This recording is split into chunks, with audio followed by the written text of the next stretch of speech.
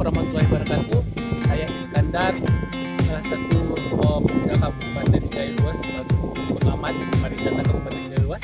Saat ini saya lagi berada di salah satu objek wisata di Kabupaten Jaya Luas yang pernah tenar pada masanya, yaitu berada di Perawang Tasik.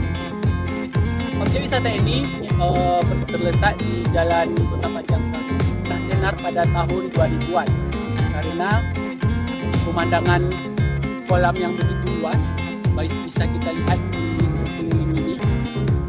Ini adalah kawah kolam yang begitu luas. Namun di saat ini kolam ini begitu kering karena terjadi kemarau yang begitu panjang di Kabupaten Jaya Luas. Semoga nantinya ketika musim hujan turun, kolam ini akan terisi dengan air penuh dan keindahan Perawang Tasik akan kembali seperti dulu. Kepada pemuda-pemudi Kabupaten Jaya Luas, mari kita kembangkan pariwisata Kabupaten Jaya Luas, salah satunya Perawang Tasik. Terima kasih.